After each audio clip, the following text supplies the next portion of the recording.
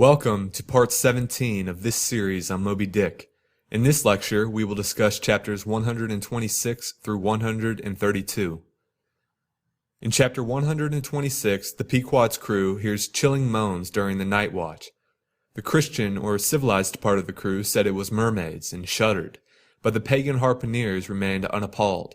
Yet the Grey Manxman, the oldest mariner of all, declared that the wild, thrilling sounds that were heard were the voices of newly drowned men in the sea. Ahab explains away the sounds, stating that they are merely seals, but his explanation does not reassure the crew, and when a crew member falls from the masthead the following day and drowns, the crew believes that the voices are ill omens. In chapter 127, the ship's carpenter begins to refashion Queequeg's coffin into a lifebuoy, to replace the buoy that was lost in the attempt to save the drowned crew member in the preceding chapter. Ahab meditates upon the strange transition of the coffin to a life preserver. Here now is the very dread symbol of grim death, by a mere hap, made the expressive sign of the help and hope of most endangered life. A life buoy of a coffin. Does it go further? Can it be that in some spiritual sense the coffin is, after all, but an immortality preserver? I'll think of that. But no. So far gone am I in the dark side of earth that its other side, the theoretic bright one, seems but uncertain twilight to me. Ahab recognizes that mere thinking is becoming increasingly difficult for him as he nears the battle with Moby Dick. In chapter 128, the Pequod encounters another ship called the Rachel. Captain Gardiner of the Rachel asks Ahab to help him find his son, who was lost while chasing Moby Dick the previous day. Ahab refuses to help Captain Gardiner. He is unwilling to squander even 1 second that could be spent in pursuit of Moby Dick. In chapter 129, Ahab decides to spend all his time on deck until he spies Moby Dick. Pip wants to stay close to Ahab, but Ahab commands Pip to remain in the cabin, lest Pip's insanity distract Ahab from his desire for revenge. Listen, and thou wilt often hear my ivory foot upon the deck, and still know that I am there. And now I quit thee, thy hand, met. True art thou, lad, as the circumference to its center. So, God forever bless thee, and if it come to that, God forever save thee, let what will befall. In chapter 130, Ahab commands the crew to construct an apparatus to hoist him up into the air, so that he can watch for Moby Dick. The apparatus is finished, and Starbuck hoists Ahab up.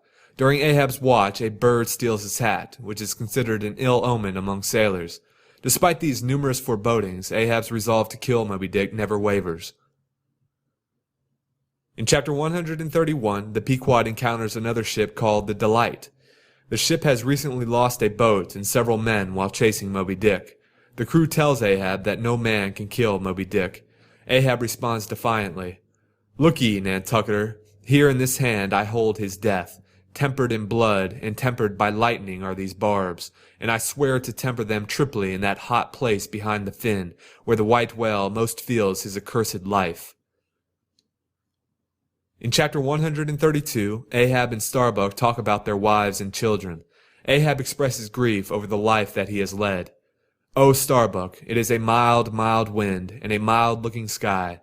On such a day, very much such a sweetness as this, I struck my first whale. A boy harpooneer of 18, 40 years ago, 40 years of continual whaling, 40 years of privation and peril and storm time, 40 years on the pitiless sea. For 40 years has Ahab forsaken the peaceful land, for 40 years to make war on the horrors of the deep.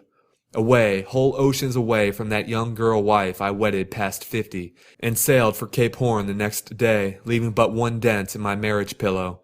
Wife? Rather a widow with her husband alive. I widowed that poor girl when I married her, Starbuck. And then the madness, the frenzy, the boiling blood, and the smoking brow, with which for 1,000 lowerings old Ahab as furiously, foamingly chased his prey. More a demon than a man. Aye. What a 40 years old fool has old Ahab been. Why this strife of the chase? How the richer or better is Ahab now? Upon hearing Ahab's remorseful speech, Starbuck grows hopeful that Ahab will decide to quit pursuing Moby Dick and turn for home. He implores Ahab to do just this, but Ahab declares that he is commanded by fate. He has no free will or choice in the matter. What is it? What nameless, inscrutable, unearthly thing is it? What cozening, hidden lord and master, and cruel, remorseless emperor commands me, that against all natural lovings and longings, I so keep pushing and crowding and jamming myself on all the time, recklessly making me ready to do what in my own proper, natural heart I durst not so much as dare? Is Ahab Ahab? Is it I, God, or who, that lifts this arm? But if the great sun move not of himself, but is an errand boy in heaven, nor one single star can revolve, but by some invisible power, how then can this one small heart beat, this one small brain think thoughts, unless God does that beating, does that thinking, does that living, and not I?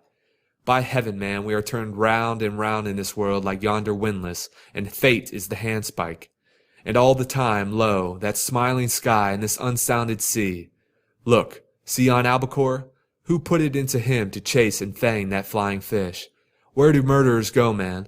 Who is to doom when the judge himself is dragged to the bar? Ahab blames the gods/fate for all the suffering in the world, and even says that the gods/fate ought to be put on trial for their crimes. Don't forget to subscribe and join us for part 18 of this series on Moby Dick.